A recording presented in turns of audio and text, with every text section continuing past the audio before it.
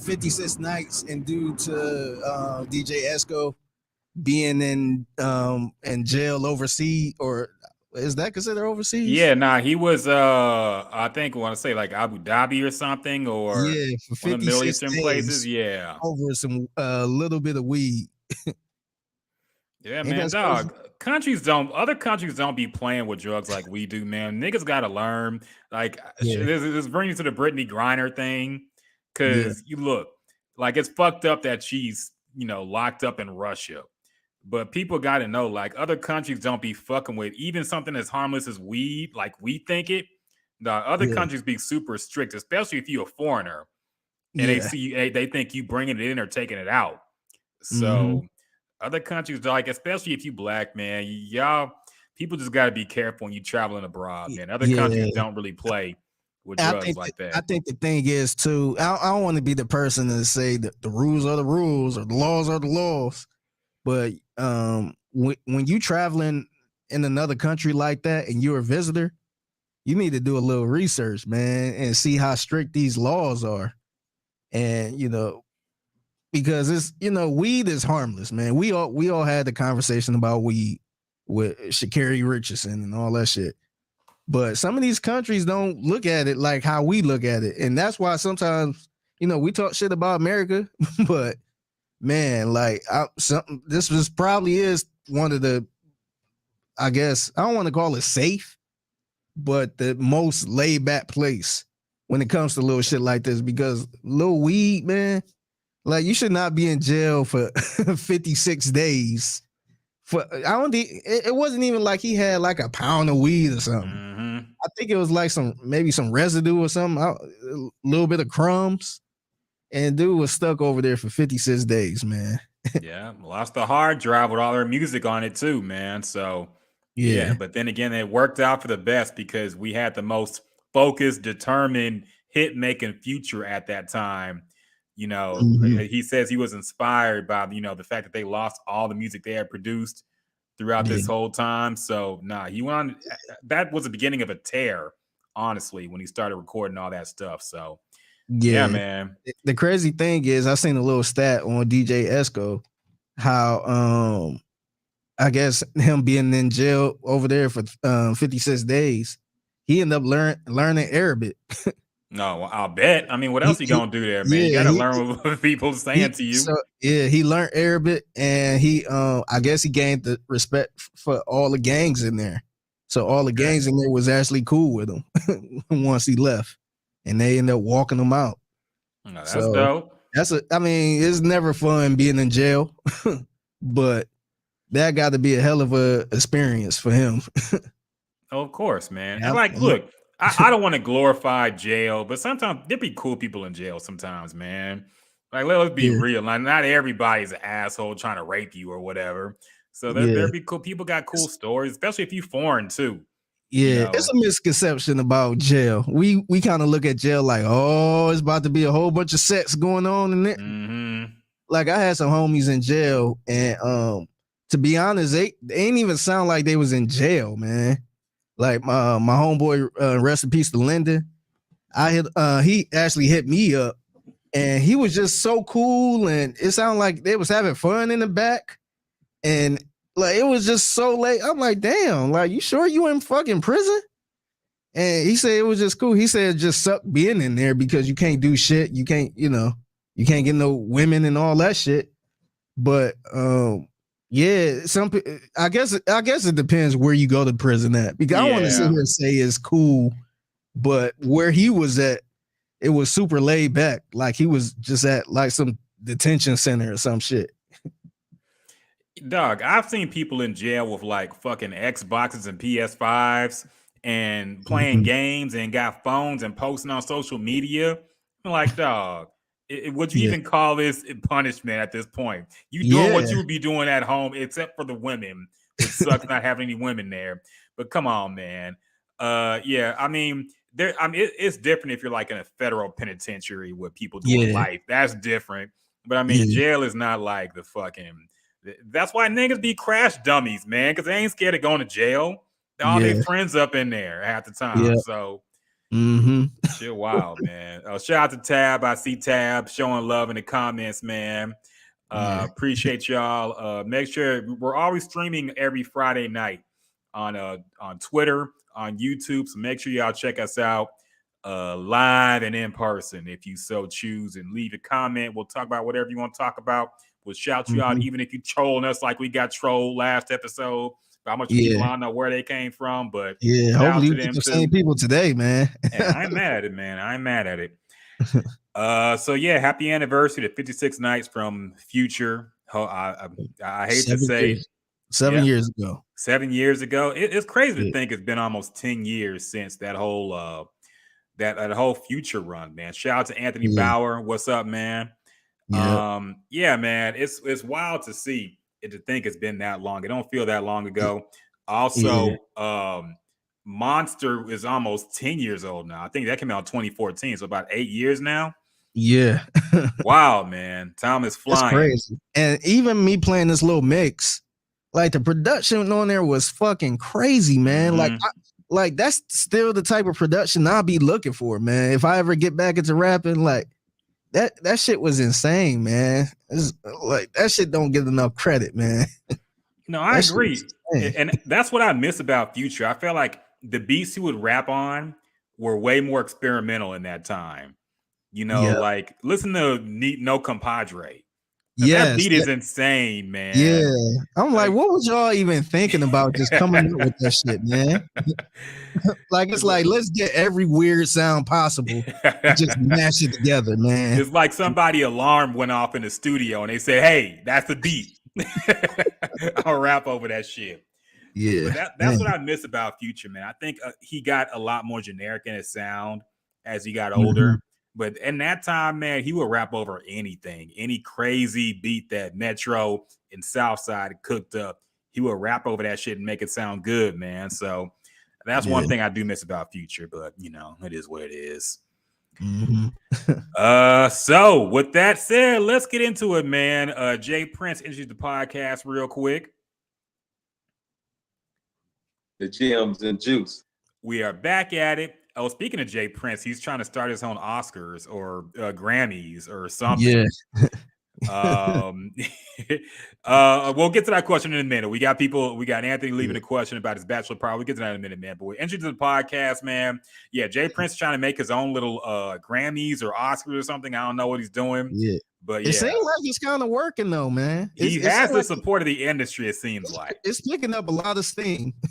It's picking up a lot of steam where I've seen a lot of artists coming out saying, hey, you know, count me in.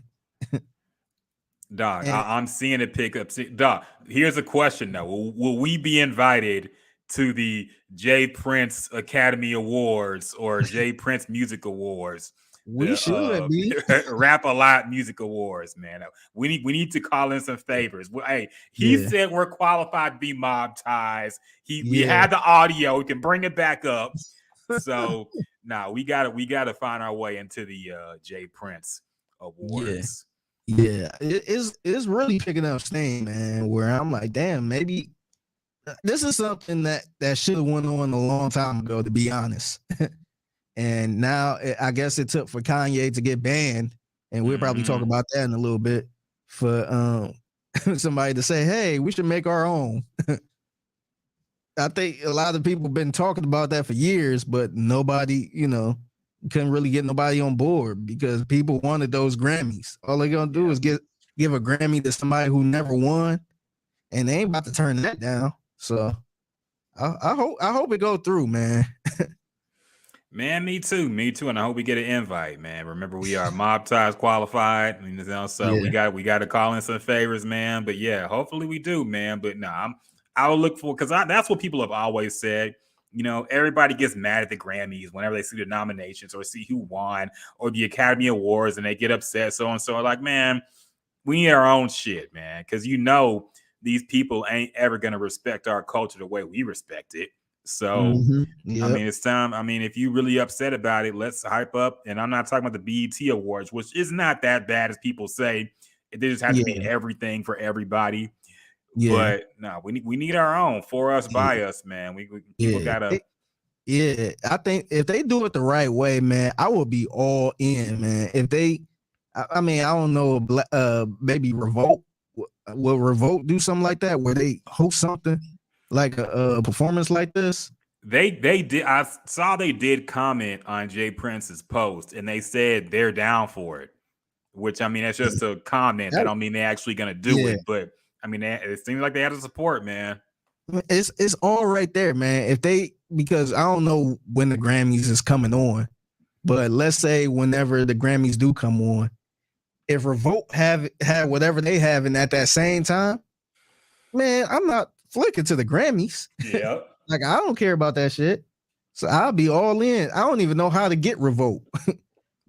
I'll figure it out, man. I'll find a way. Yeah, man. Yeah, I'll find a way to watch it over the Grammys. And I think that could do some good, man. If you got some big head people, like some big acts like Kanye, Drake performing, and I forgot who else agreed to, say they're down. I know Migos. Quavo, the Amigos. I know Quavo did at least. Yeah. But if you get more people, like more big time people, maybe a Kendrick and people like that, shoot, man. I think the Grammys might end up come crawling back somehow. Might be, man. Might be. Maybe they would. But that's what you worry about too. If they throw some bones, then they'll be like, okay, black people are back at the Grammys now. So they always do that sometimes too, man. We got emojis for Guy Fieri. Where'd you even get that from, man? Oh, we on Twitch. That's right. I was like, where the fuck these emojis come from? Oh, yeah, Twitch got some crazy emojis, man. So what up, Twitch family? Yeah. Anybody follow us on Twitch at Gems and Juice. Yes. Yeah. Streaming on Twitch as well. Yeah. I was actually on there not that long ago. I think it was Twitch or either YouTube. I was playing a game on YouTube. I was streaming live on the PS5, man. Oh, what were you playing, man? I think it was Last of Us, right? Yeah, I was playing that. What's up, man? Yeah, it was kind of cool, man. Shout out to Tad was locked in too. Man, I cuss a lot whenever I play the game. So I'm like, oh shit. I'm like, what the and then the little girl in the damn show, she kept fucking talking. I'm like, shut the fuck up. I'm like, she about to fucking get us caught. It's supposed to build the connection, man. Okay, you're supposed to feel for that little girl. Okay. Yeah. But yeah, I was having the time of my life, man. I played for like over an hour. Oh, so after that, I'm like, woo, that was good. I'm good for the week now. Hey, man, that's you're at the beginning of the addiction, man. Once you put in 8-hour sessions, that's when you know you deep in it, man. I'm gonna try to stream too, man. I've been saying it. I'll probably do it this weekend. I ain't got shit going on this weekend, so I'm gonna try to hook up the stream and stream a little something, maybe some old school games and shit.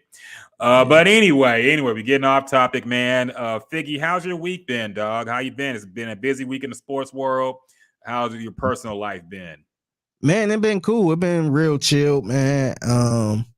Nothing really special happened in the personal life like that. But yeah, man, I've been cool. Work been keeping me busy. Your boy Deshaun Watson finally spoke at a press conference. Yeah, we're gonna get into that in a little bit. Yeah, so it was a pretty interesting week, man. I enjoyed it, man. How was yours? Yeah, it was good, man. It was good. Family came over. They had the niece and nephews had spring break, so they went to Kemah Boardwalk, which is like 5 minutes away from where I live now. So I met them up there. I didn't know you stayed that close. Yeah, I'm real close, man. I'm actually rode the rides for the first time. I never rode the rides at Kemah Boardwalk just because they look. I don't know. I don't trust them.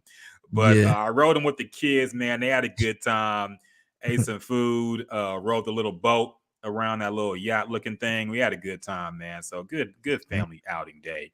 We'll answer this question now. I see it getting posted again.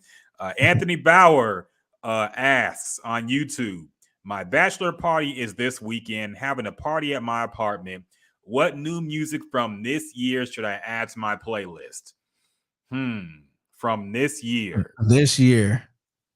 Off the top of my head, I would probably say gotta be Gunna in there. Pusha P has to be in there.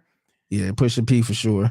Really, you could probably play most of that Gunna album, honestly. Yeah. But Pusha P has to be in the playlist for sure. What else? it depends what type of party you trying to have, man. Because it's a lot of joints on this this Nego album that we're gonna break down in a little bit. But I'm trying to think what else came out this year. You play a Pusha T Diet Coke? I don't know. It might be a little too grimy for the crowd. I don't know, man. But I mean, if it's a bachelor party, I would assume these are like, you ain't playing nothing for women at that time. So you could probably let the diet Pusha T Diet Coke go. Honestly, man, go deep into the hard drive and play some of that 56 Nights from Future, man. Mm-hmm. Like it still sound good. We played it at the beginning of the show. Play March Madness if it's in March, man. Gotta play some March Madness. Your fiance is gonna be out of town, so I'm trying to get ignorant. I feel you, man. I feel you. So shoot. What else came out this year? I gotta think about it, man. But yeah, definitely some Gunna has to be in there. Pushin' P definitely has to be in the playlist. And some of the Nego shit we're gonna talk about. But yeah, man, it's been the music is kind of slowed up. Put some Doughboy in there, man. Shout out to my dude Doughboy. Yep. Doughboy, he dropped a dope ass album called I think it's called Oh Really. That's one of his ad libs. Oh Really? Yeah, definitely put that in there. It's a song I play probably like every other day. It's called Big Oh Really. It's a hard ass song. Check it out. Big Oh Really? Yeah. Also, if you want to do some new, the Kodak Black got a hit out right now called Super Gremlin. That song is getting played everywhere, man. So, I mean, that's kind of popping right now. If you want to do, I don't know the age range you playing for, but that's one of the biggest songs out right now, man. So make sure you put that in the playlist if you got a younger crowd going at least. But yeah, man. So yeah, any other questions y'all got, hit us up. We'll answer throughout the podcast, man. I like this interactive bit. I like people talking to us. Adds a whole new dimension. Plus with our CNC, we official now, man. We got the CNN ticker scrolling down like we talking about something super important, and we got questions and comments come in as well, man. So make sure y'all hit us up and we'll talk about whatever you want to talk about. But with that said, let's get into new music, man. A new album did release. A album we've kind of been talking about on and off since there's been singles coming out from it, and it's Nego. Now, Nego is the founder of Bay the Nape, the clothing line. He's also really big into fashion, and apparently he's really big into music because I think he's been a DJ for some time now, and he has released a compilation album with some of his closest friends, I guess. And the album is called I Know Nego. And this album, of course, has the what's it called? What's that Pusha T? I need to pull up the track. Hear Me Clearly. Yes, Hear Me Clearly on it. It has Aria by A$AP Rocky, which we've already reviewed and talked about before. Also, he has A$AP Ferg on it. He got Kid Cudi. He got Lil Uzi Vert, Tyler the Creator. Pharrell, of course, his homie. He had to have Pharrell on there. Also, Pharrell did executive produce the entire album. As he should, man. He been rocking bait for years, man. Yep. I'm surprised Wayne wasn't on his album. Yeah, that was surprising, too. Man. Mr. I invented Bay the Nape, or I made Bay the Nape hot. Yeah. Kind of shocking Wayne wasn't on here. I wonder if that was probably ain't made the cut or something. Or it could be some beef with Pusha T too. Maybe yeah. I forgot about that beef. It's one of them political things, But yeah. We'll talk about that album. Let me get your feelings first, Figgy. It's a compilation album, so we're not gonna really get too deep into it. I mean, it's just a collection of songs. But Figgy, how are you feeling this project, man? And how do you think about the what do you feel about it in general? In general, man, this is probably my favorite project of the year so far, man. Oh, wow.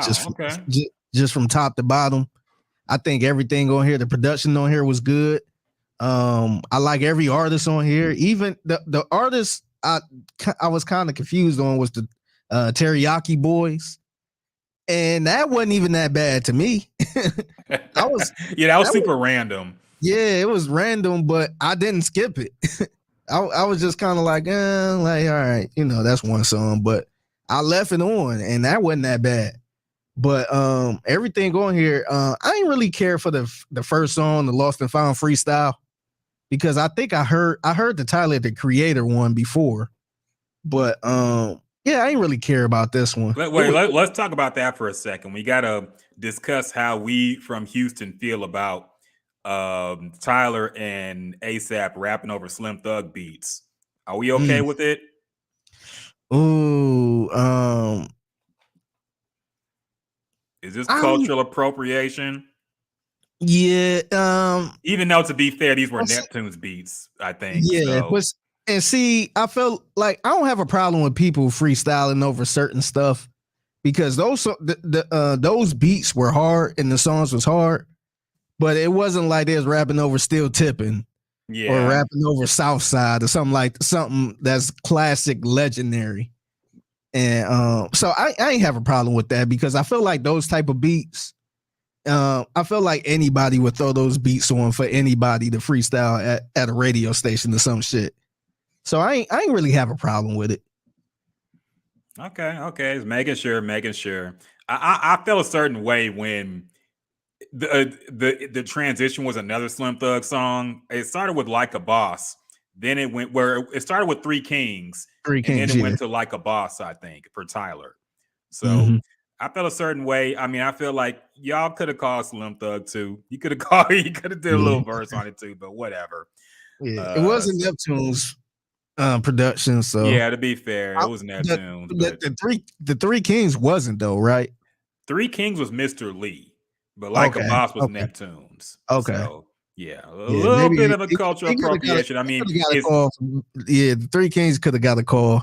Yeah. Plus the fact that it's ASAP, who's already been under the microphone, already received some warnings for his cultural appropriation of Houston that he was doing earlier in his career. So I don't know, man. But yeah, it was a cool song. Anyway, keep going, man. Yeah, but outside of that, man, I think everything was hard, man. Everything. I really enjoyed the Clips song. The No Malice. I'm guessing he still go by No Malice. But Punch Bowl, I really enjoyed that song a lot. And the last time we heard No Malice was on Kanye's the Jesus is King album, I want to say. And the verse was cool, but it wasn't a verse I would go back to. But this one, this sounds like some old, some back in the day Clips without the cussing, without him cussing. But it was good, man. The production was good. I love that song. I even like the little weird song with Pharrell and Gunna. That song, you like that one? Yeah, I enjoyed it, man. Like it wasn't a typical song I would probably listen to, but I ain't have a problem with it, man. I felt like that was something that Gunna usually don't do, and I felt like he fit okay on that.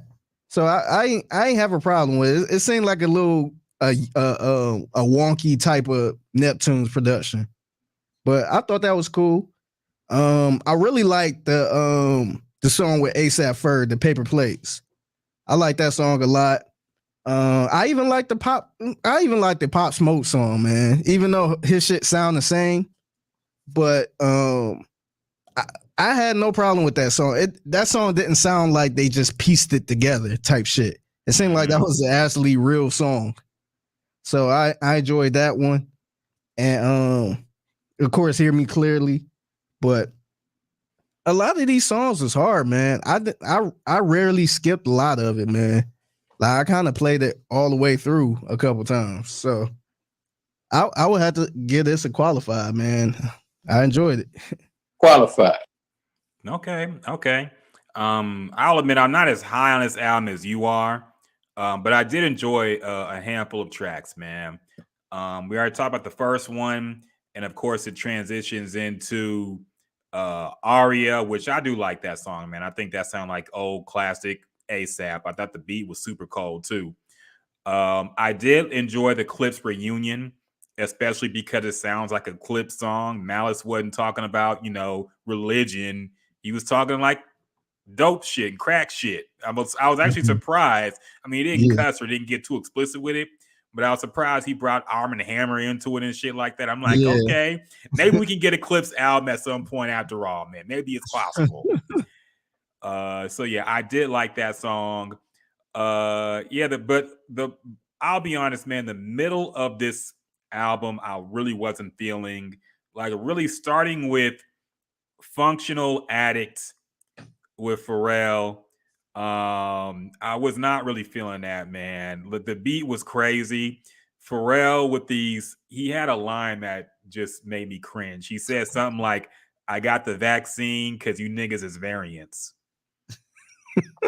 I'm like, okay, I thought we were past this era, man. I thought we were past the quarantine. I thought we were past the COVID. Maybe it's I an thought old we were verse. past, maybe, fair enough. Maybe it was from 2020. But I'm getting sick of the vaccine bars, man. Like, okay, Migos made a whole song about the vaccine. Can we give it a rest, please? So yeah. The rest of this, yeah, man, like, the Teriyaki Boys song was random as hell. I ain't heard them do since Fast and Furious Tokyo Drift. So it was shocking to hear them again. But yeah, some of them, like the Pop Smoke song, I liked a lot. That's when I started to get back into the album. But yeah, some of it, man, I just was not feeling. I did not like the Lil Uzi Vert song. Yeah, I ain't really care for it either. I was really shocked because I like Lil Uzi Vert, but his verse, he sounded like he was sleepwalking through this song, man. Like, I don't know if he was going through something and just didn't want to record that day, but he sounded terrible in it. And I was really surprised. He had no energy in this song, man. It sounded like he was just, just woke up and just went to the studio still drunk and hungover and just spit the verses and left. It was very uninspired, and I was shocked, man, because usually I enjoyed most of his music. I like the closeout song by Tyler. I thought that was a good beat. Of course, Tyler always going to do his thing, man. So no surprise there. But yeah, man, in the middle of this, I didn't like the Kid Cudi song either. I got to say, Kid Cudi batting average going down and down by the year, man. I got to say, dog. Did you hear his new song? I guess it's I heard he got one for the Sonic movie. I didn't hear it yet. Check that out. Yeah, it's called Coins in the Air or something. Oh, some God. Shit. So I was just like, man, are we? I guess Kid Cudi, is he just gonna do movie soundtracks now? Now, this is a case of be careful what you wish for, because remember, I feel like we at some point in this podcast we were saying that rappers should bring back the movie soundtrack. Yeah, they should bring back making songs for movies. Songs like, because there was a lot of movies that had classic soundtracks, like Above the Rim, like certain movies, just Menace to Society, mainly hood movies, I guess. Friday had a great soundtrack too, but there was a time when a lot of rappers had dope songs on soundtracks, and that era seemed to have gone away until Kendrick kind of brought it back with Black Panther, and we said we want to see more of that. But now I don't like it anymore, man. Yeah, and I'm good with it the way Kendrick did it, because it was like a Kendrick album, to be honest. I want to say he kind of produced everything, and everything made sense. But I want to hear a song about Sonic and Tails, man. Yeah. I ain't even like the Lion King one Beyonce did. Yes, Lion King was bad. What else? The Space Jam 2 one with Chance the Rapper and Kirk Franklin was bad. I'm sick of it now. I take it back. I don't want it anymore. Yeah, I think, and they ain't even doing it how they used to do it back in the day, because back in the day, it was some real songs, but they were just put on the soundtrack album. They ain't like make a song to menace to society or make a song about Above the Rim. To be fair, they did. Like, really? Nas had a song on the Street Fighter soundtrack where he was talking about Ryu and Blanca. They did it. LL Cool J had the Deep Blue Sea or Deep Blue, what was it called? That shark movie. He made a song for that. Yeah. Now made a song for like all of this. Now, was those the classic soundtracks that we were talking about though? Because I never even looked into a Street Fighter soundtrack, or like the The song ones is actually good though. The song is actually good with Nas really. on it. Yeah. Yeah. But See, I like Above the Rim has some really good songs. He had Tupac. I want to say it was produced by Death Row. mhm. If I'm mistaken. So it was some good sounds on there, but I don't know. I never paid attention to the Street Fighter one. Nah, that one had a single with the Deion Sanders rapping on it. So yeah, Oh check man, out the video if you haven't seen that yet. That video is fucking wild. But what else? Oh yeah, Any Given Sunday. LL Cool J made a song for like all of his movies he was in, and it was just for that movie. And LL Cool J had Shut Him Down. I actually love that song though. Shut Him Down is cold. But yeah, to be fair, back in the day, they were making songs for the movie, and it was cheesy back then too. So maybe nothing has really changed. Maybe I'm bullshitting. Yeah. Yeah, they did do that back in the 90s, man. They did. Tab with the emojis. I don't know what that means. Eating food with a ice. You gotta explain that for me, man. I don't read emoji, but so yeah. Oh yeah, I was rating the album. I lost myself. So yeah, man, I would say it's qualified. I like the album. I enjoyed the album. Qualified. But there's a bunch that I'm just basically. It's more of I found 5 songs I can add to my workout playlist, basically. But the rest I'll just never hear again, probably. And I'll be cool with that. Oh, okay. It was 11 songs on there. Yeah, that's kind of halfway, I guess. Yeah, I mean, these days, man, look, if you find 5 songs of the project, it's a pretty good album. Let's be honest. We ain't getting Illmatic at this point in time in hip-hop, man. If you like it, every song on there, that's damn near fucking, I don't want to say classic, but that's a 10 out of 10 at that point. Yes, it's a good album, man. So at this point, we got to lower our standards for the era we're in. Okay, ain't no Reasonable Doubts coming out where every song's gonna hit. You know, so we got to adjust the sliding scale of the rating. And then, I like the album, man. I'll say it's qualified. Check it out, y'all. You know, if you're a fan of Pusha T and Clips and everybody on this, you'll probably find something you like. So. Yeah, we highly recommend it. We'll at least recommend it. Did anything else come out this week, music wise? That you heard? I'm not sure if you're a fan of Key Glock, but he dropped the album. I want to say he was signed or cousins with what's it called? What is his name? Rest in peace to Young Dolph. I think that's Young Dolph's cousin. So he dropped something. I guess it's a deluxe. Lotto, formerly known as Mo Lotto, changed that quick. But she dropped her album 777. Denzel Curry, he dropped a song or an album project or whatever. But I was listening to Nego, man. Me too. I did hear some of the new Phife Dawg album that did release this week as well. So RP Phife Dawg, man. You know, if you're a fan, I think you'll enjoy it. Dope beats, dope rhymes. You know, has a usual cast of characters. Got Q-Tip on there. Got Busta Rhymes, Native Tongue Reunion up in there. So yeah, definitely if you into Tribe and Phife Dawg, check that one out as well. So yeah, man. I mean, weather's getting warmer. I'm hoping these music releases pick up soon. We need the Kendrick album. I'm sick of waiting. We need the Kendrick album, man. He need to stop bullshitting, put it out so we can judge it, okay? And say you fell off. We need to have a full podcast on Kendrick. No, yeah, how long he been on? No, 100%. That hit me last week when we had our 200 episode. The last time Kendrick dropped the album, Jules was on the podcast. Yes. That's crazy. We gotta look up. I want to say that probably like podcast number 13 or something, man. We were still just rolling. And I remember that album came out. We rated it. So yeah, that was crazy, man. So it's well overdue. It really is, man. It really is. And I feel like that's the worst thing about waiting a long ass time. Like the expectations just build so much to where, and look, I don't think everybody should drop every year. I think to the contrary. I think every 2 to 3 is fair. But when you take a 5-year layoff from solo albums, man, you get the Dr. Dre curse or a Dr. Dre issue where nothing you release is going to be good enough for the time we waited. So, Yeah. I think It kind of get to a point where it's like, damn, should I even drop anything? Should I just leave on a high note? Look at Rihanna.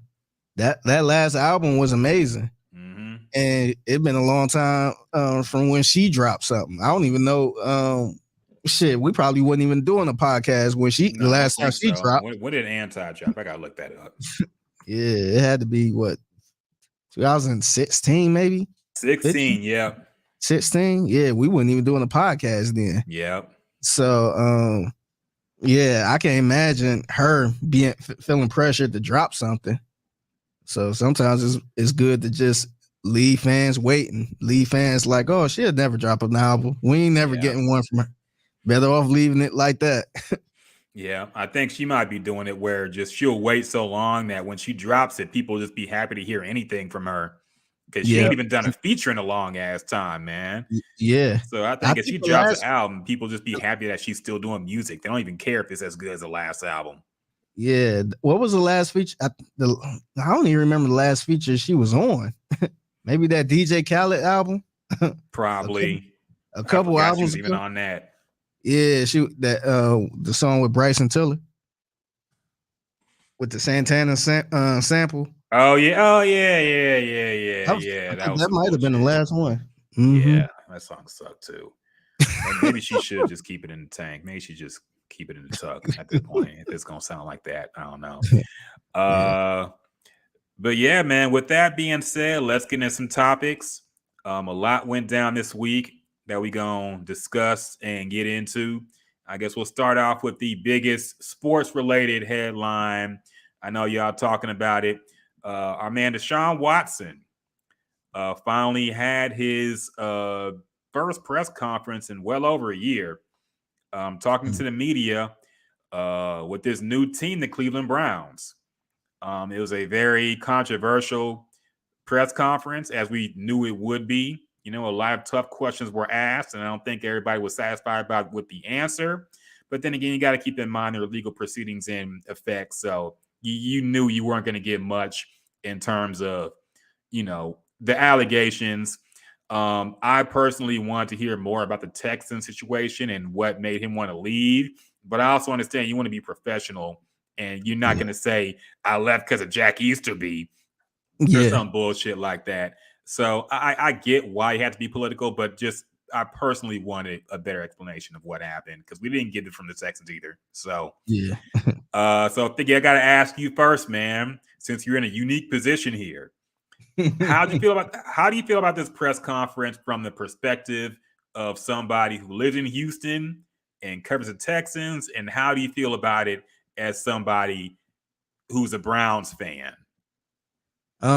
First of all, it was kind of weird how it took a week to have a press conference, man. Tyreek Hill got traded, I want to say Wednesday, and he had a press conference on Thursday. The Browns, they traded for Deshaun Watson last Friday, and then the following Friday, they finally had a press conference. It just felt to be honest, it felt super slimy, man. The way they were showing him walking into the building, it felt like you was watching a guy going into prison, man. Like, how you jump out the car and then you got the cameras from like 80 feet back and they zooming in trying to catch a little glimpse of you, and they just see you walk into the building, and that's it. It's like, damn, like that was him. It kind of had that type of feel to it, man. And I think they had to have the press conference, man. They couldn't just shy away from it. This dude is the franchise quarterback at this point. So, you had to have it. But I don't know. I don't know. It was just kind of crazy, man, just to see how everything happened since the last time he talked to the media like this.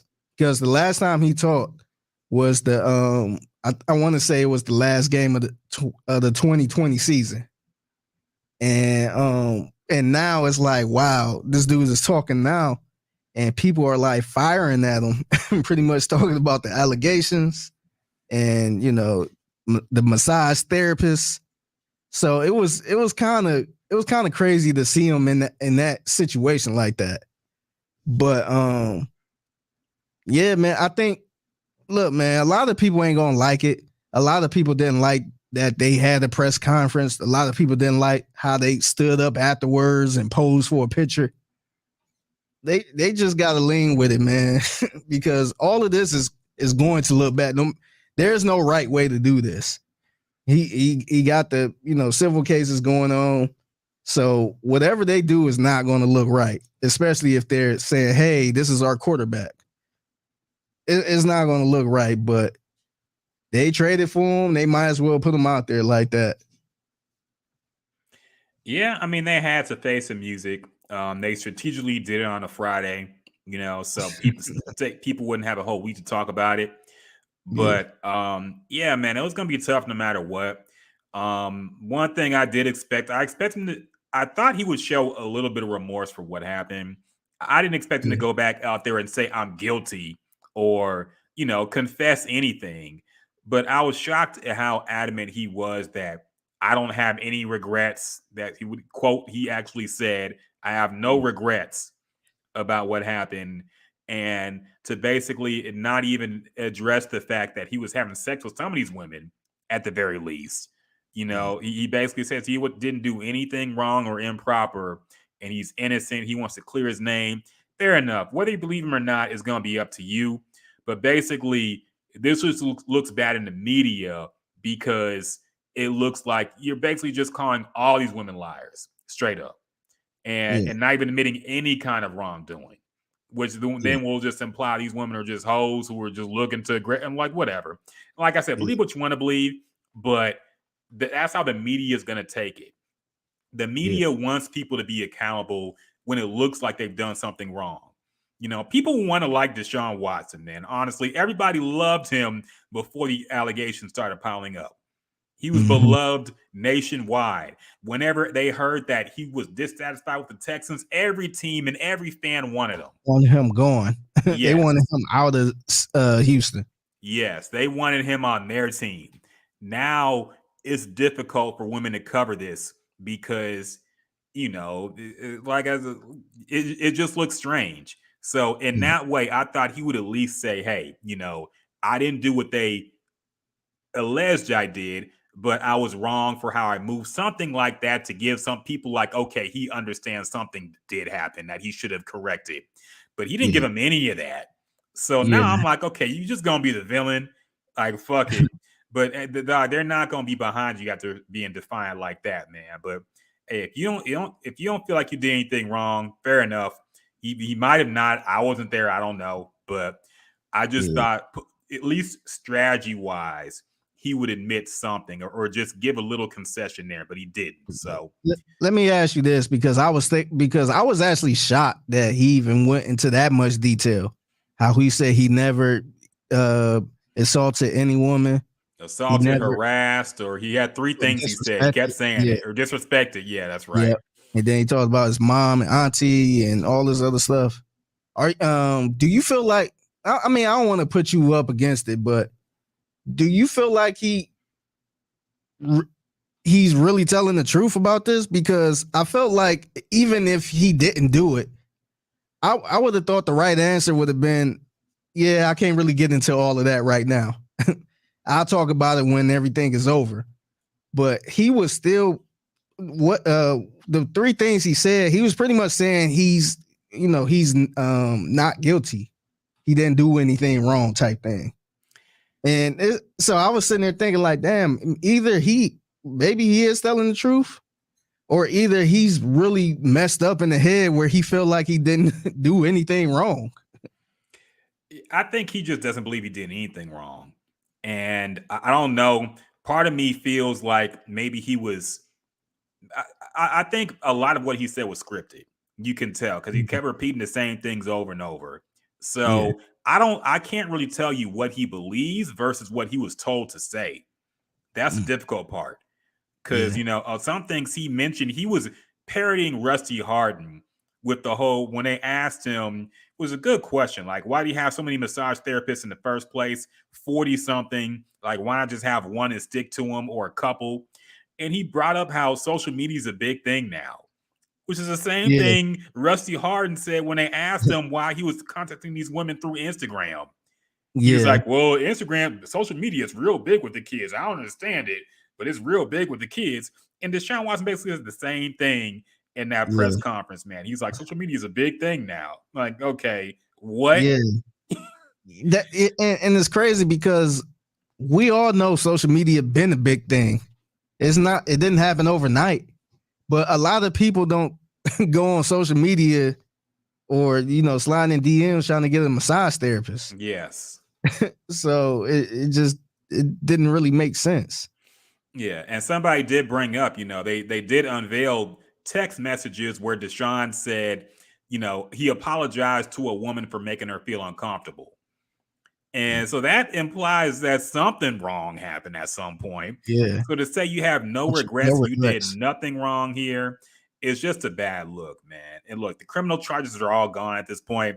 All you have left are the civil suits. So I don't know why his hands were so tied that he couldn't even admit, like, look, I moved sloppy here, and I definitely shouldn't have done some of the things I did to even get in this position. But he didn't give any of that. So Are you shocked that he still, plan on clearing his name and fighting these cases, these civil cases? Because I would have thought the best thing to do, he's not being charged criminally. So I would have thought the best route to go is to just, pay him off, pay the victims, get it over with and look towards the future. But he said he's still planning on fighting these cases, which that could take a year or two. Ain't no telling how long that take.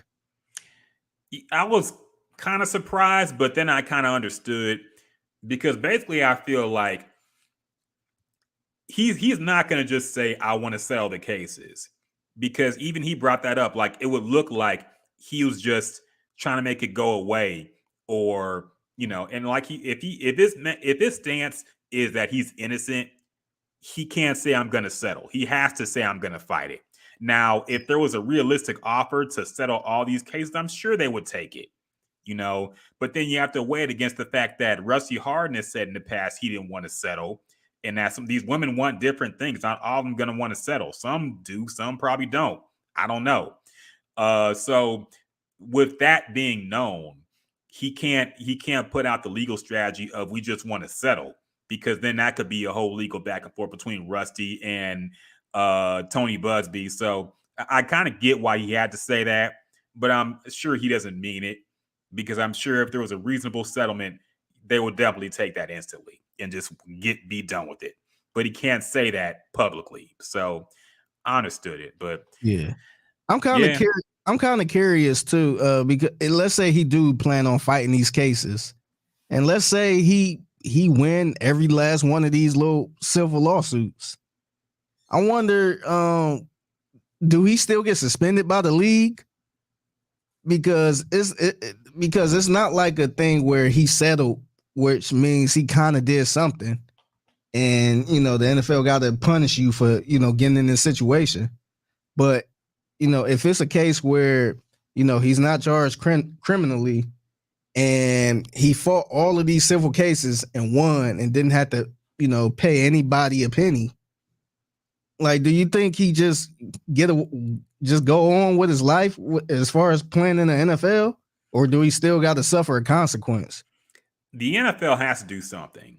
They're being very pressured here. A lot of people feel bad about this, and the NFL is going to do something, man. There's no way these civil cases are going to be cleared by the time the NFL season starts. So they're still going to be out there. And I think once they look over the text messages and they see certain things and see what he's already admitted, they'll have to give him some kind of suspension. It can't be the whole season when he wasn't criminally charged with anything. They can't justify that. But they have to do something just off the pressure they're getting and the heat they're getting from the media, from women's groups. You can't be doing a Women's History Month press program and then have on the same month had a Deshaun Watson press conference. Oh yeah, he's the highest paid guaranteed money contract in the history of the league. They have to do something, and I get it. But Yeah, he's definitely going to get suspended for some amount of games. I don't think it's going to be it can't be the whole season. They can't justify that, and they'll probably appeal and get it even lessened more so than that. But yeah, they're going to do something, man. The heat is too hot. They got to cool things down, man. Yeah, so they will do a little something. That's a little bit scary. Like I know the situation I just explained. It probably won't happen. I don't see him fighting all of these 22 cases and winning every last one of them. I don't think he's gonna fight them that long, but I don't see him just coming out clean like that. But if he did, man, and he still, gets suspended, it's like, damn, man. Like, when if it was a situation where it was people lying on him, trying to bring him down, and he had to fight for his life and still get suspended for clearing his name, pretty much.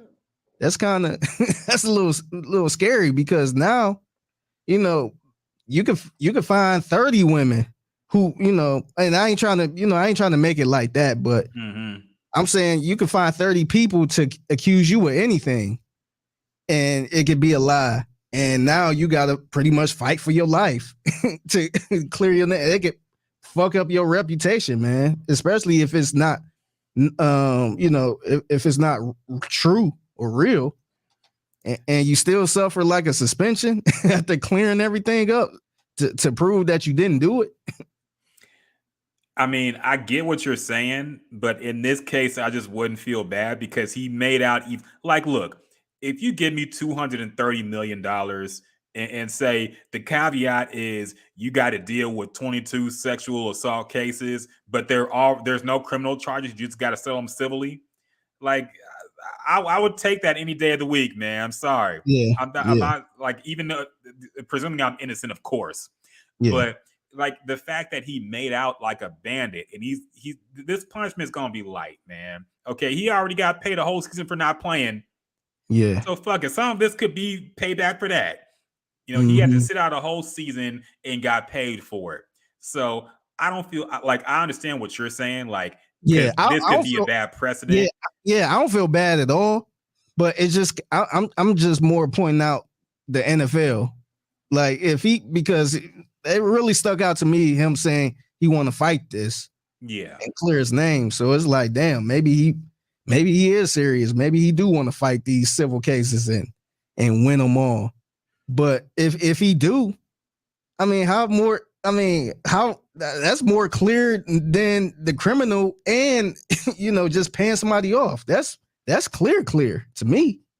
So if you sat there and you didn't get charged criminally and you beat the civil cases where you didn't settle like other people would have, then it's like, damn, like he still got to get suspended too, even though he proved everything that he kind of beat everything.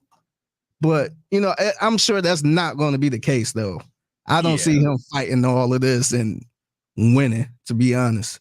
No, I feel what you're saying. And that's why I think a lot of this is going to depend on the NFL investigation and what they find out, and they got to find something that justifies them suspending him, and if they do, then that's that.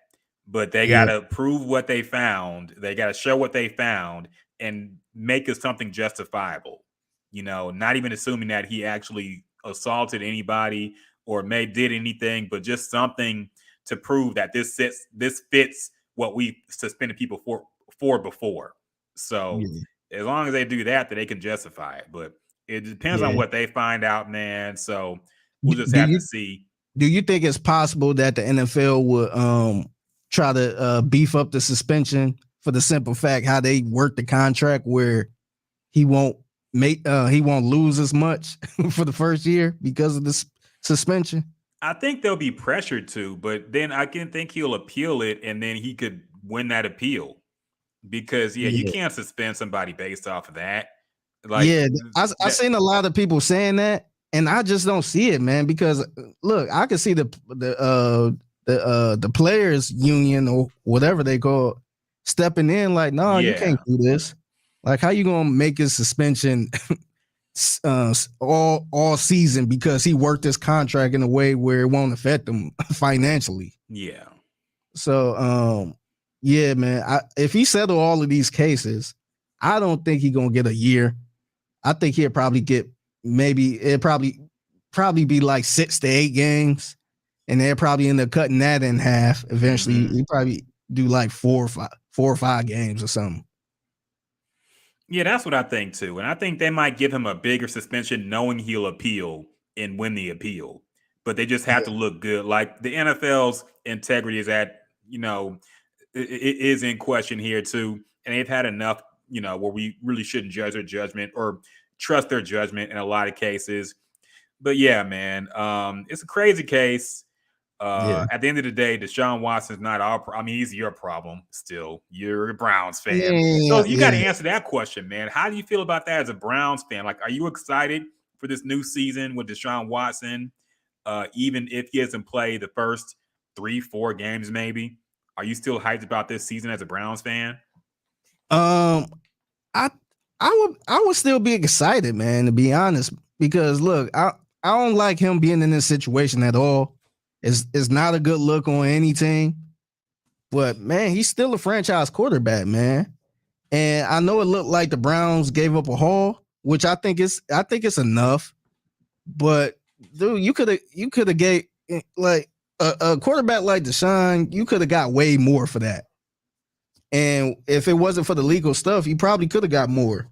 And I think they don't have to worry about a quarterback for the next 10 years at least. So unless Deshaun just go off the wall and just become just a terrible person where he might end up out the league or something, which I highly doubt. I think the Browns are good, man, because look, they gave up a whole bunch of draft picks, but they ain't really need those draft picks, man. Those draft picks weren't gonna do nothing unless they had a quarterback. And I think they finally got a quarterback, and I'm like I said, I'm excited for the people in the city. I know a lot of people still feel skeptical, but once he step out on the field and he start winning games, I think people will jump on board, man. Yeah, I think so too, man. Look, there's no NFL games going on right now, so people are going to talk about the storylines more. But I think once football gets rolling, people are going to forget all about that. It's going to be a long off season too, man. It will be. But the Browns did also sign Jacoby Brissett today, man. So, he can hold the fort down. He's done it before. He's been in a starting role as well. So, I think he could hold down the fort. As a Browns fan who presumes he's innocent, I would be excited to move on from Baker, knowing you have all these weapons at your disposal now, knowing that you've been a joke for so long and now you have a real title shot. So, yeah, I'm happy for the Browns fans, like disregarding the off-field stuff, which may or may not be true. I'm happy for the Browns fans, man. Y'all got something to look forward to. That's the thing too, man, because it depends where you look on social media. On Twitter, you see a lot of anti-Deshaun people, which, it is what it is. I'm not mad at y'all. If you was a Texans fan and you ain't like the way he left, then shoot, bash him all you want. Like that's on you. But if you look at the general public, like the people that's not in Houston, like just take a look at the Deshaun Watson page and the people that follow him, or just look at a random hip hop blog site that posts something about Deshaun and look in the comments. You see a lot of people that's like, man, why they doing that brother like that? Hey, man, support this man. He get a lot of love on those pages. But, when it comes to like Browns pages or, Texans pages, whenever they talking about Deshaun, then it's like creep, pervert, sexual predator. So it's kind of all over the place, man. It seemed like people in Houston are and Cleveland, for that fact, are the only ones that kind of have a problem with him. But the mass majority, the celebrities, you don't really hear anything about that. they're actually cool with him. So it's pretty interesting, man. It really is, man. Now the question is though, do you feel like you have to be more low key about your Browns fandom at this point? Yes. You can't be, before you could post Browns highlights and not make anybody upset. Now, if Deshaun Watson has a record-setting touchdown game, you cannot retweet that, man. You're gonna upset your people in Houston. See, that's a little different because once the season get rolling, then I think all of that shit go out the window. Where you gotta, it's gonna be out there regardless. But right now, with him not playing a game, with him, not being suspended yet, I can't sit there and tweet, hey, Deshaun. I can't tweet a picture of Deshaun Watson like, yeah, Deshaun Watson, he in the building, because that just looks super insensitive right now. Yeah. But I'm more talking about upsetting your listeners. Oh, okay. Because, like, let's say Davis Mills has a game where he throws 4 interceptions and we get blown out. And then Deshaun Watson has a game where he throws 7 touchdowns or some shit.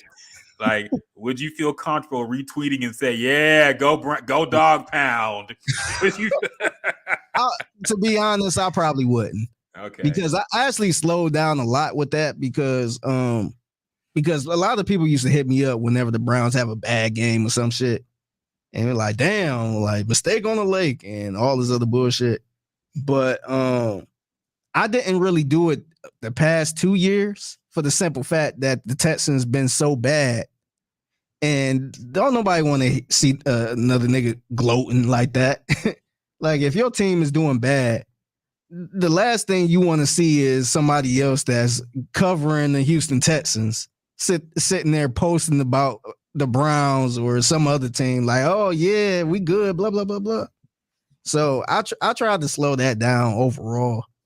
But definitely this year, I probably wouldn't do that, especially if it was like the game versus the Texans. If they get blown out or something, I ain't gonna sit there rubbing in everybody's face or nothing. I feel but celebrate in silence.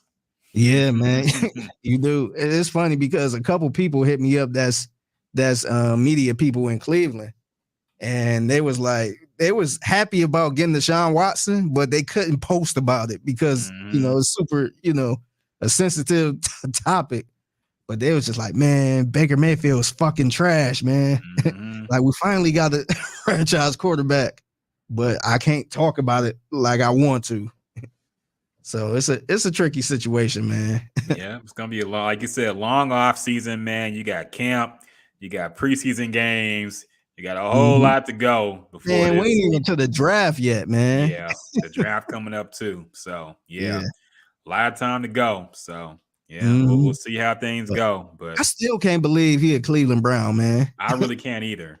I ain't gonna lie. You know when somebody else go to another team, it's like, oh, they look good in that, in them colors.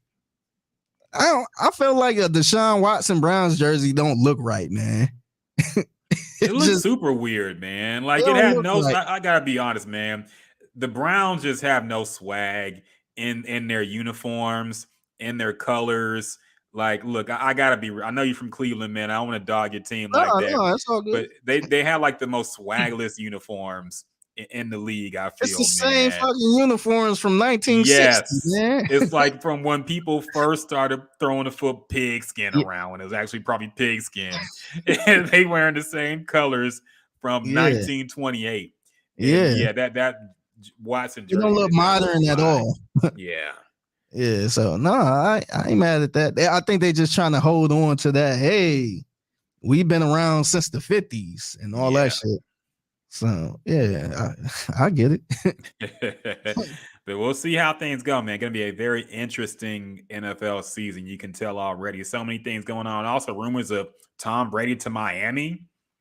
That would be crazy, man. Look at all those quarterbacks in the AFC, man. If he goes to Miami. Brady to Tyreek Hill would be absolutely insane, man. Yeah. I don't know if we're ready for that.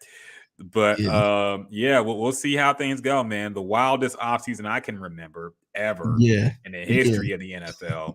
So I didn't even think Tyreek Hill was getting traded, man. That just nobody did, man. It really did. And he was traded within like hours. Yeah. Like 1 hour we heard he might get traded, and then the trade was done. Yeah. I'm like, damn. That's crazy, man. I ain't expect that at all. You never know what to expect in the NFL these days, man. It's wild, wild west out here. Anything goes. So Yeah, the most entertaining offseason, I think, in a long time for the NFL, man. I think ever. Every day. You think March Madness is going to finally take over, and then some big thing happens, and now we talk about the NFL again. So crazy.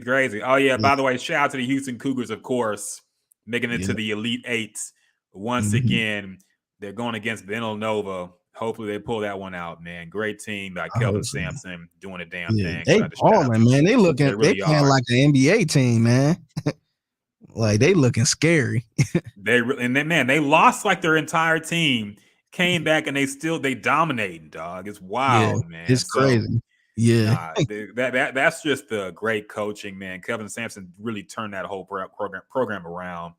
So really proud of them, man. I hope he don't go nowhere, man. Man, he can't. He can't. Punk ass UT or some shit. Try to offer him $100 million. I hope. Yeah, he better stay here, man. They can't lose him. Tillman got to open up the pocketbook. Pay him whatever. You cannot lose that, man. I don't even want him going to the damn Rockets. Yeah, you stay. Pay him like you're paying for the Rockets. Yeah. I mean, maybe I don't know. If he become the coach for the Rockets right now, do they go somewhere? Yeah, that's true. Yeah, I mean, stay in Houston, man. Yeah. Get to that Final Four. Get to that national championship game, man. If he wins us a national championship, he can leave, but not until then. Okay. Yeah. we need at least one, man. We've had too many good Houston basketball teams to not even have one. So, yeah, when we really had two.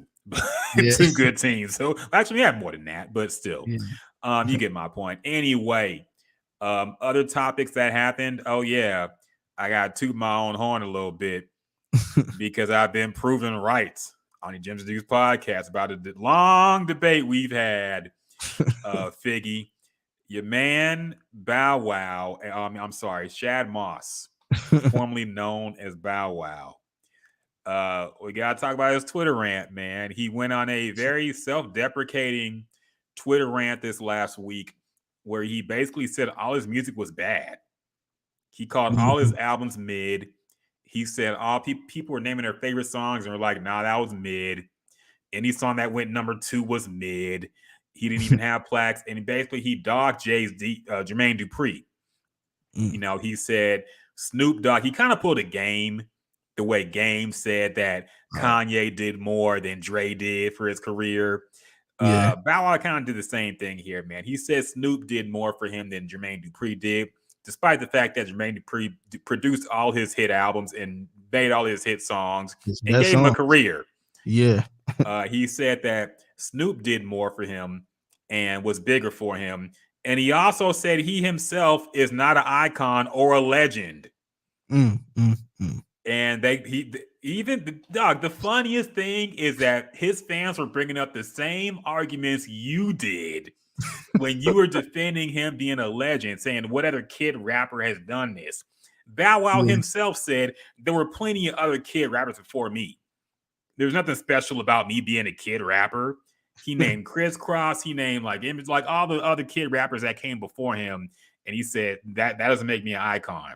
So I'm like, yes, he's making my argument for me. He must have heard the podcast at one point and agree with me. Shoot, you need to hop on the podcast. I mean, really, I don't know if we ready to talk about Bow Wow, man.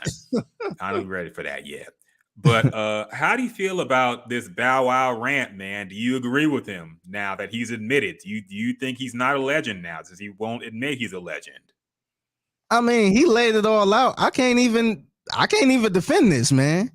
If he don't like his music at all, and he feel like all the stuff he did wasn't that good, and he feel like he's not a legend, I can't even defend that, man.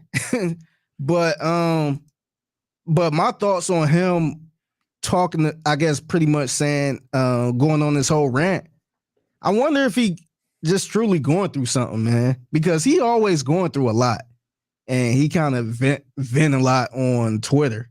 So I wonder if he's actually going through something for him to sit here to pretty much call out JD. And like I said, I'm not sitting here saying JD need to be glorified or anything like that. But this dude is the reason why you're where you're at. So I just didn't understand that part, man. I think that's the part that kind of made me roll my eyes a little bit. It's like, come on, man. Like, I can understand if you ain't feeling your songs like how everybody else is, because as an artist, that kind of happens pretty often where, you know, fans like a certain song that you hate and you hate performing. I mean, how many times do you think Joe Budden like Pump It Up? Like, he probably don't care about that song, but a lot of people did. And yeah, man, I wonder if he's going through something, man.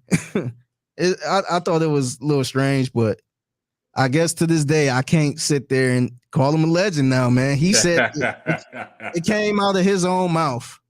He said he's not a legend, so I'm gonna back off of it, man. I ain't gonna cape for him no more, man. Yeah, I was really shocked by this whole Twitter rant, man.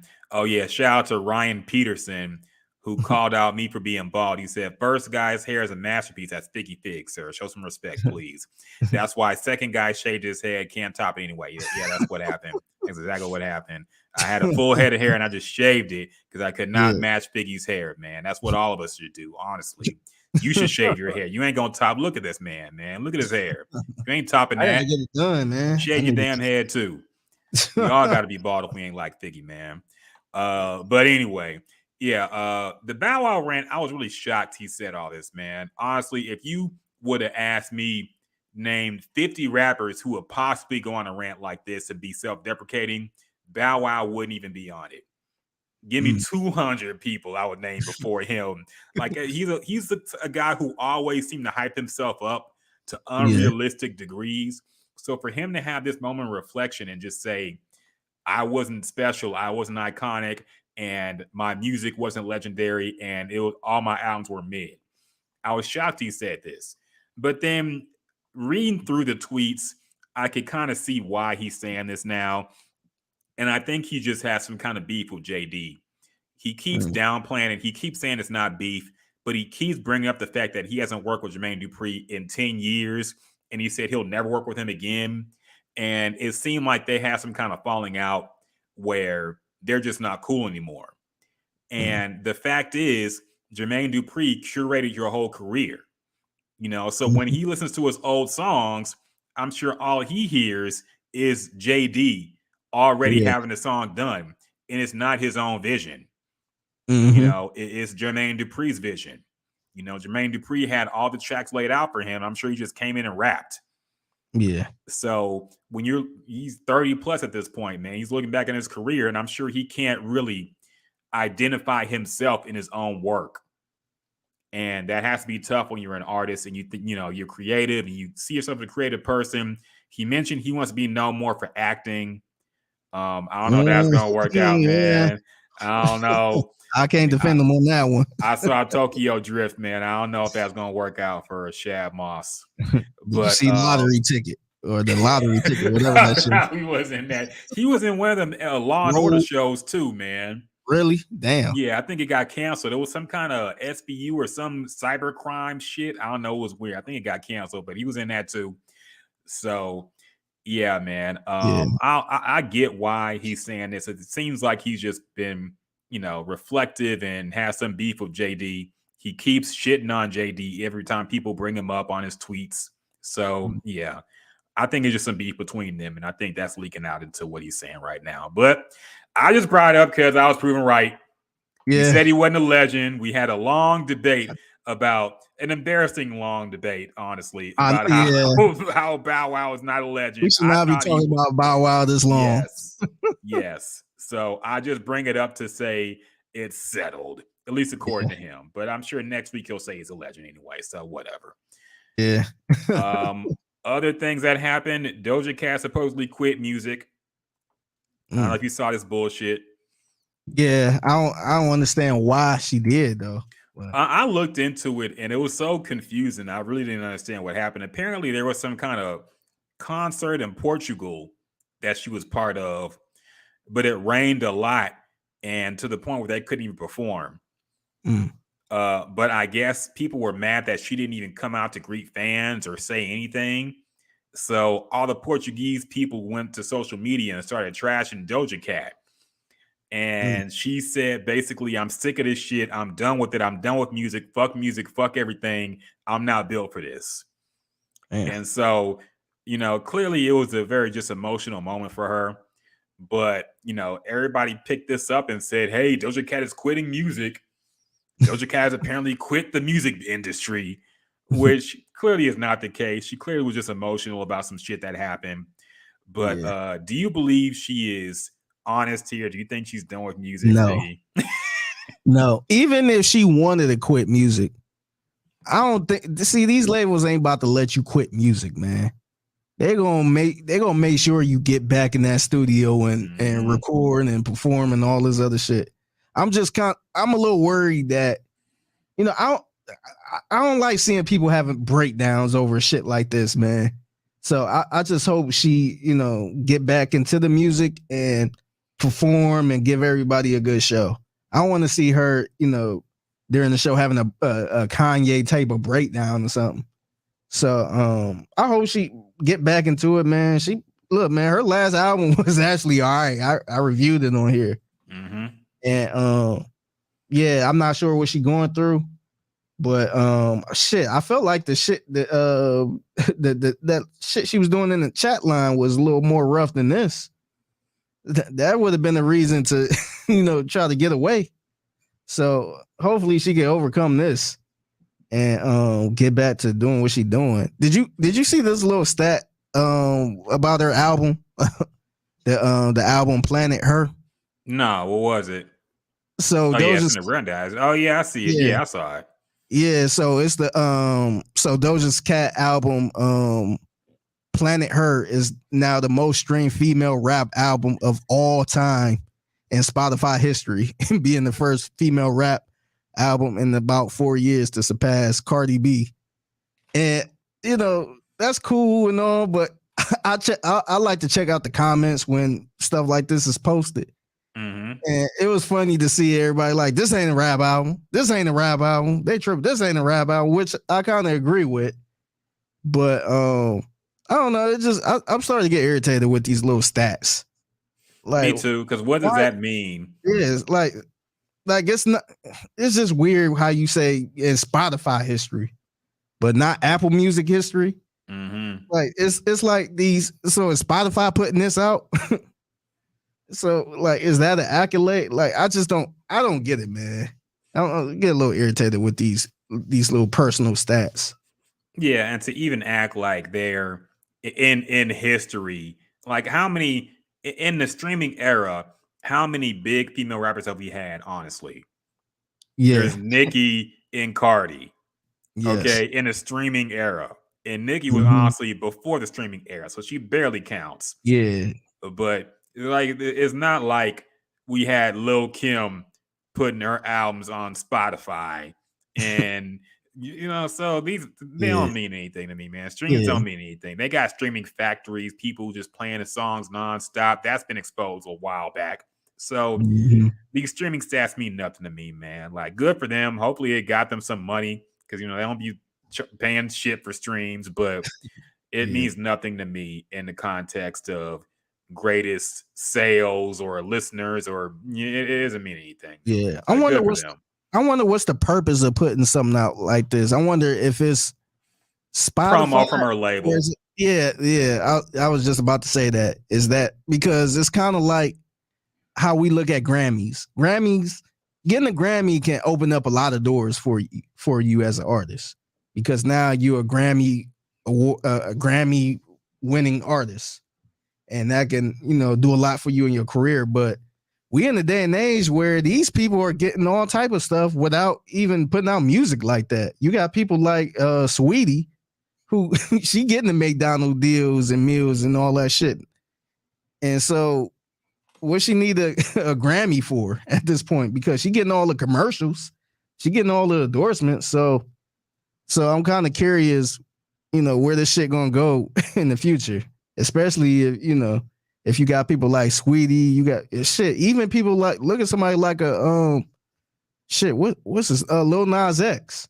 We talked about this album, how it didn't really sell anything, but this motherfucker is on commercials everywhere.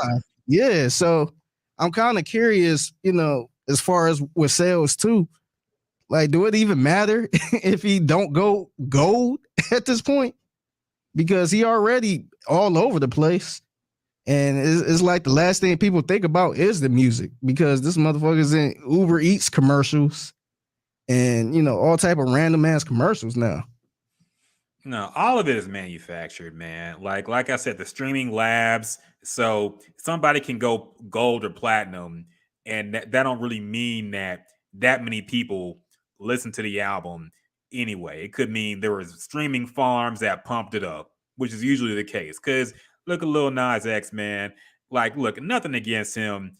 He could do whatever he wants, but I don't hear his music nowhere. Maybe it's because I'm almost 35 years old. Maybe they play it in high schools, I don't know, or middle schools, but I don't hear Lil Nas X music anywhere. The only song I heard constantly was what I don't even know the name. Old Town Road, of course. No, not Old Town Road, but recently, this was during the baseball playoffs. That I don't even know the name of the song. Montero? I think so. Dun, dun, dun, dun, dun, dun, dun, dun, dun. Maybe. It could be it. But that's the only time I heard it. And it was over. You know how the playoffs be in any sport. They have one theme song and they play it until you get tired of it. That was it, man. That was the only time I heard it. Yeah, man. I didn't hear that song anywhere. But, you know, he's still one of the most visible. And I got to say the same thing with Megan Thee Stallion. You know, her, like she's a good artist. We were a pro Megan Thee Stallion podcast. But her visibility and her endorsements and just how she's everywhere don't match her level musically yet, at least to me. You know, you would think she's Beyonce the way she's everywhere now, but I don't know. I don't hear her music that much, man. But see, my question is, do the music even matter at this point? That's a good point. Because you know, back in the day, the goal was to have the music probably get nominated for a Grammy, if not win a Grammy, and then the doors open up for you where you could land on a sitcom, making an appearance or something, or get your own shoe from Nike. Now motherfuckers getting that shit without even having the album out. So I wonder, like, is, you know, we sit here, we talk about Megan like, damn, she ain't got no music and all that stuff, and we kind of wait. I don't want to sit here and say we waiting on her to crash, but I'm wondering, you know, is she still going to stick around if she's still getting all these commercials and all that stuff without having the music to back it up? Look, I think to answer your question, no, the music doesn't matter anymore. At least not nearly as much. What matters most is marketability. You got to be marketable in this new era we're in, which means you got to be black, gay, or a woman. You got to be at least two of the three. But yeah, man, it's I don't know, it's different, man. It's more about marketability. And speaking of marketability, I forgot to bring this up, but we got to talk about this, man, because I want to know how you feel about it. Did you hear the Pusha T Arby's fish sandwich song? I did hear it. I actually watched the commercial. Okay, what are your thoughts? Look, man, it was a. I feel like Pusha T did a good job. No. He can rap. He can rap, but I felt like it was unnecessary, man. It ain't something I'm a play over and over. But this was kind of unnecessary, man. This is like Pusha T. You should be working on your damn album. Why is you releasing a diss song to fucking was it McDonald's? It was a diss to McDonald's, yes. Yeah, like why did you worry about McDonald's? You need to worry about selling cocaine or some shit, making some raps. So I thought, like I said, it wasn't a bad diss song where I'm like, what the fuck, turn this shit off. But it was unnecessary to me. It was just like, wow. I was actually shocked Pusha T did something like this. I know he's partnered up with Arby's because I think he came up with that slogan that we got the meats. I think he actually came up with that, which is crazy in itself. But I don't understand the diss song. Well, apparently, I think he mentioned in an interview that him and his brother came up with the "I'm Loving It" jingle, and Yeah. they only got paid up front. They didn't get any residuals for it, so they were upset about that. And I guess that played into why he did a diss song to McDonald's. Look, I hated this shit, man. Like, this is proof that we're truly in a new era where none of the old rules apply, which is why I'm shocked anybody cares about ghostwriting anymore. Yeah. Like, look, Do man, people still care this about that? not anymore. I mean, people act like it was the old people thought it was a big deal when Drake got Yeah. exposed.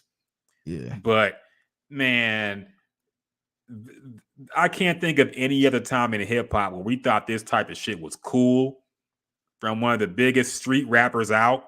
Now, look, and this type of thing has existed for a while, but we always clowned it. We clowned Mary J. Blige so badly for singing about chicken wings that the commercial never even officially Crispy came chicken. out. Yeah. The crispy chicken, whatever the fuck it was. She was singing about chicken wings, and crispy chicken. We made fun of her so bad they didn't even release a commercial officially. It was just on YouTube. Yeah. And I mean, Sprite did this a whole lot back in the day. They had like Most Def rapping in commercials about Sprite, and Drake did the infamous weird Sprite commercial, which was fucking crazy. But Arby's, Yeah. Arby's, He gave them like 24 bars, man. it was a legit song with a beat he could have saved for the album. So, man, I'm just sick of and everybody acting like it's so hot. They're like, oh, Arby's went off on McDonald's. Oh, Pusha T did it.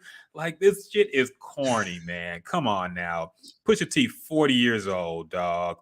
Like, this shit is corny, man. Like, I don't want to just look good for him for getting the bag, but I feel like this is just proof hip hop got to be dead at this point, man. Yeah. You can't say the hip hop we have now resembles any of the countercultural attributes we used to give it back in the 90s. How it is rebellious. Look, he raps about cooking crack in 90% of his songs, and he's doing commercials for Arby's. Like, look, man, it's. But my question is, do you think it's a reason why he's doing? Is this some type of publicity promo type of thing to try to get people talking about him on social media a little bit? He did it because he got paid for it. You said what? He got paid for it. Arby's paid him a bag and said, make a song about McDonald's or just McDonald's. And he said, okay. Yeah, but he could have declined that. He could have said, nah. But do you think he's in a position to decline that kind of bag? I mean, if he got paid millions? You think he got paid millions for this? I wouldn't be surprised if he did. I don't think he got paid millions for this. Really? Nah, I don't think so.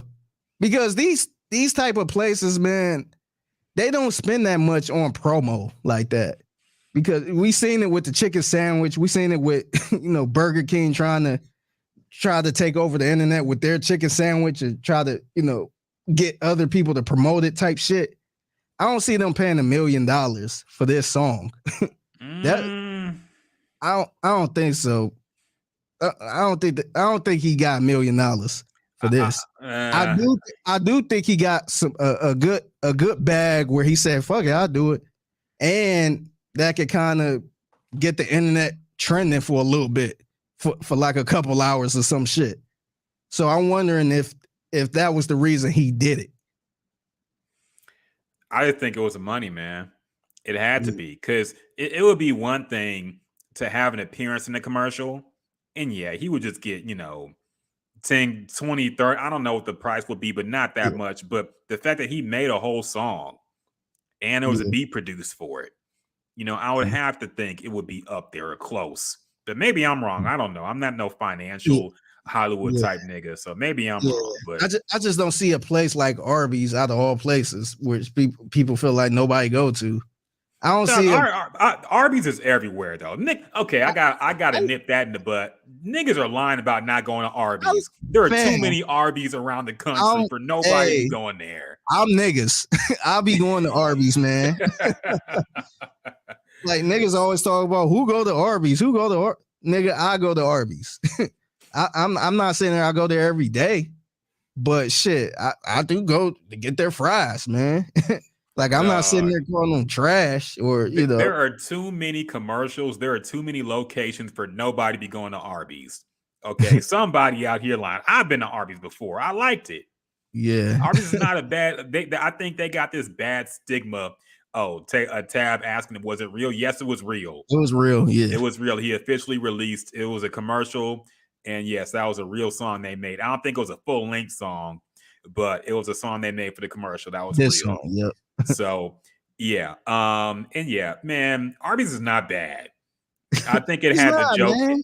It had a joke in The Simpsons back in the 90s. I think everybody just ran with that. But Arby's ain't bad, man. It ain't trash. Yeah, everybody just had like, oh yeah, this sandwich is so nasty. Oh my god, the fries are so nasty. Like it's not bad, man. I'm not sitting there saying put it up there with McDonald's and the elites, but it ain't bad. I would go to Arby's over McDonald's probably, honestly. Really? Yeah, unless for breakfast, I'll go to McDonald's for breakfast, get a McGriddle. Yeah, no, I totally get that. Honestly, I probably do the same. I can't remember the last time I went to McDonald's, but as far as like the chain of command, McDonald's is more popular and more crowded than Arby's. But I don't think the food ain't bad. Everybody acting like, oh my god, you about to get the cooties for eating Arby's or some shit. Yeah, it's just people acting bougie or just hating to hate because Arby's just sounds like one of those. We got the meats. Pause. Yeah, I know. Yeah, man. People be going to Arby's. They just be lying about it. They don't be admitting it on Twitter because Twitter has shamed it. Like people drinking Dasani has become shamed now. Yeah. But nigga, there's too many Dasani cases that are gone when I go to the grocery store. Yeah, ain't nobody not drinking during the pandemic, right? So yeah, people just be lying to look good on Twitter, but people be going to Arby's, man. People got to stop lying about not going to Arby's. Shit. Did anything else? I had to get that off my chest. And that bothered me. That damn Arby's commercial. Have you been keeping up with the Meg Thee Stallion versus Carl Crawford back and forth? Oh yeah. There's been a lot going on, man. I stopped following it at some point, but I did see she put out some tweets about him. I know he had that IG story. I think we talked about the live podcast or the one before that, maybe. But we talked about how Carl was suing her for not fulfilling her contractual obligations because she released that last little project, something for the hotties, and he is claiming that's not an actual album. It was just something she put out there to get out of her contract, and it shouldn't count. So she fired back on Twitter. She called him a powderhead, a pillhead, basically a druggie, saying that, you know, his expense report, he put his chains and stuff he bought for himself on the expense report of money that was supposed to be spent on Meg. She called it a joke label. She said, let me go. And yeah, she went back and forth, and Carl went a little, he called her alcoholic too, I think, or some shit. But so they've been going back and forth. I did see that, and okay. Yeah, it's getting ugly now. It's getting ugly. I hope this stuff end pretty quick. Dog, it's been going on for years now, man. No, 2 or 3 years. And remember, I think we first talked about that early on. We talked about that like 3 years ago. Yeah. Fortunately it's getting uglier. I still remember we did the podcast with ESG and we had Carl Crawford on. That's when he still had Meg, but we didn't know things were that bad. I think the fallout had already started at that point, but we didn't know things had gotten that bad at that point. But I don't know, man. I mean, I hope they settle things soon. I don't know. Like, look, I have no dog in the race necessarily. You know, I'm rooting for both of them to be successful. But look, I don't know who's. I don't really see, man. One of the worst things about social media is I feel we know too much about the behind the scenes stuff. It Yeah. used to be labels just people have beef with their label, and we never found out about it. You know, Yeah. we might find out after the fact, like, oh, somebody didn't record an album in 2 years because they were having trouble with the label. We found out well after. Now it's Yeah. like we got to be involved in the day-to-day lawsuits and the going back and forth and dissing the people at the label. Like, man, just settle the shit and leave us out of it. Don't try to curry social media favor by trying to just settle this out in whatever form you have to and move on, because I don't really care about it. I'll be honest, man. Like, y'all Yeah. all millionaires fighting over thousands. So Yeah. figure it out. Yeah. Have you been keeping up with the Meg, the people unfollowing Meg, the celebrities? I did see something about, I saw Drake and Rihanna. And Yeah. somebody did point out the fact that Rihanna or Meg was removed from Rihanna's Fenty website. But I think that might have been just because the deal is up, because I know she's doing Calvin Klein now too. So I didn't know how much stock to put into that. But was anybody else unfollowing her?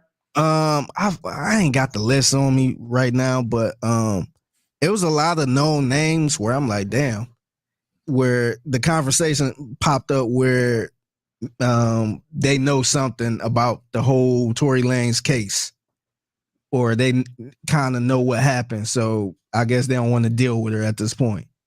So that was kind of the conversation where I guess they know she lying about something. So Rihanna unfollowed her, Drake unfollowed her, all these random celebrities unfollowed her. So that's like the new little scoop. I mean, I don't know. Like, The how unfollow do stuff is celebrities so know stupid, something we man. don't? Like, Yeah, there's I no guess way they go ahead. I was gonna say unless they in a closer circle than us, and maybe some type of group chat or email chain or something. But yeah, this whole unfollow thing is so goofy, man. It's getting ridiculous now, where they say, "Oh, so and so unfollowed so and so," and they make a whole new scenario about it. It's crazy. Yeah, no, it really is, man. And like, I'm still shocked you can even find out when somebody unfollows somebody. Like, what kind of non-life do you have to be to check every day to see if Rihanna's following certain people and, oh, she unfollowed Meg? Like, how would you know when that happened? Yeah, So, yeah, I mean, I don't look. We're gonna find out the truth someday, sooner or later. We're gonna find out what really happened, and either Tory Lanez will be absolved or he won't be. You yeah, know, I just want it to be over with, man. Even if she lied, I just want it to be out there and over with, and everybody move on with their life. You know, yeah. I'm just tired of caring. This shit been dragging on for too many years now, man. They ain't getting nowhere. There's It no really new isn't. update. The same people saying the same shit over and over and over again. I'm getting Yeah, sick of it. I wish they could just put it behind them and move on. Whatever happened, happened. Look, Tory Lanez is his career gonna be okay, man. Meg Thee Stallion clearly doing fine.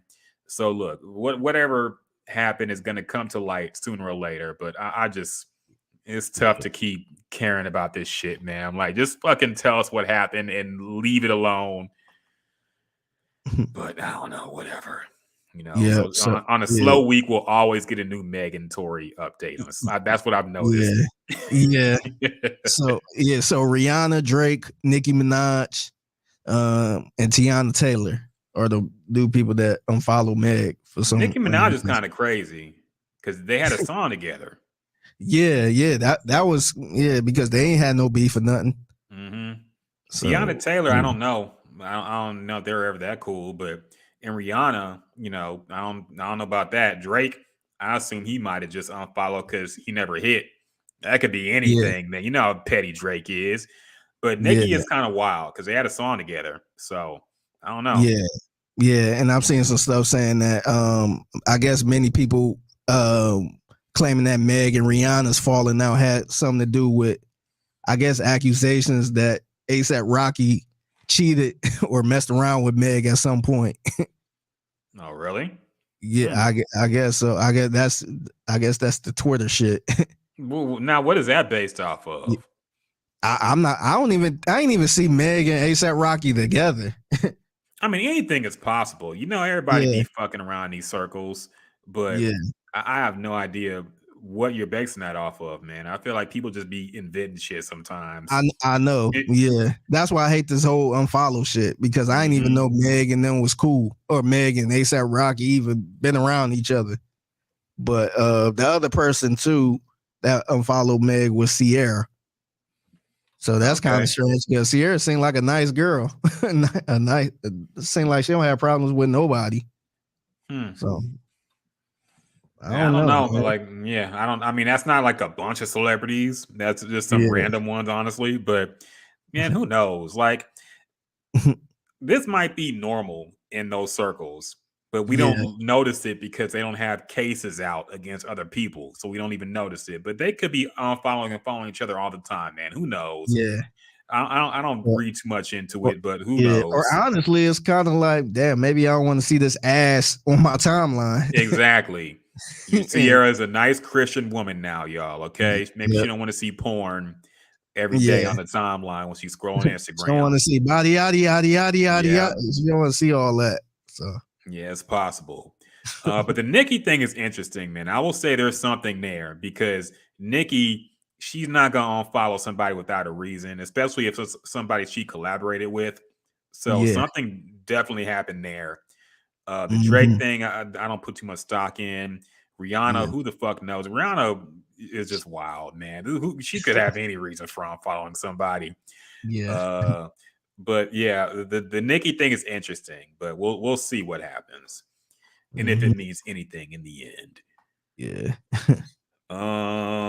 Anything else happened this week, man? Anything else? I think that's it, man. Yeah, let's go ahead and wrap this whole thing up then.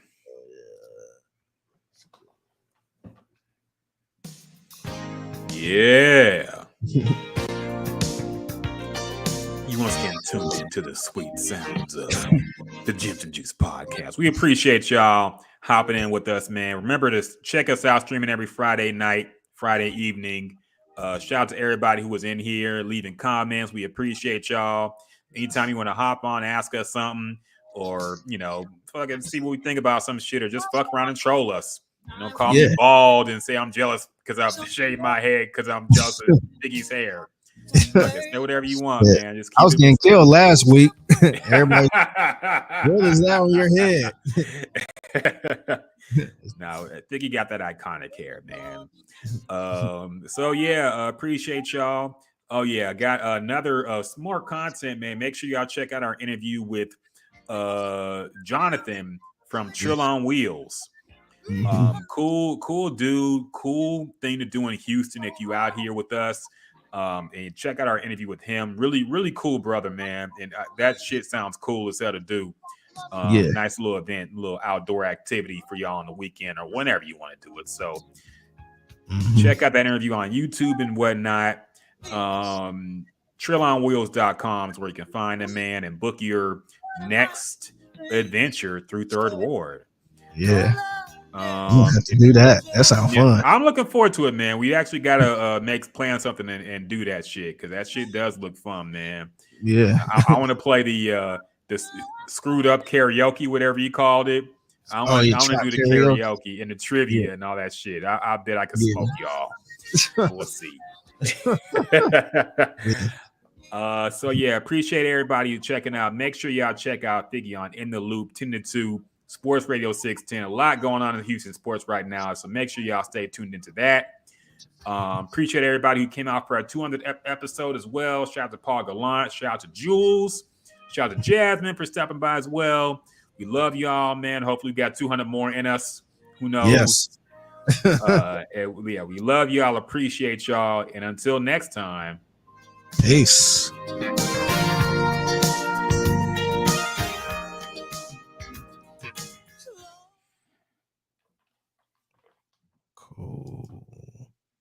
Cool. All right. I don't know who's still on here watching, but Appreciate y'all. y'all. Take care. Yeah, leave a comment or something. It's probably Tab. Yeah, I think yeah, somebody yeah, else. yeah. Somebody watching from YouTube and Twitch. So shout out to y'all. We gonna be trying to Appreciate do. y'all. We gonna do this every Friday. Maybe Saturdays. If I ain't doing nothing, I might stream a little video games. Mm-hmm. So yeah. All right. Let me end this.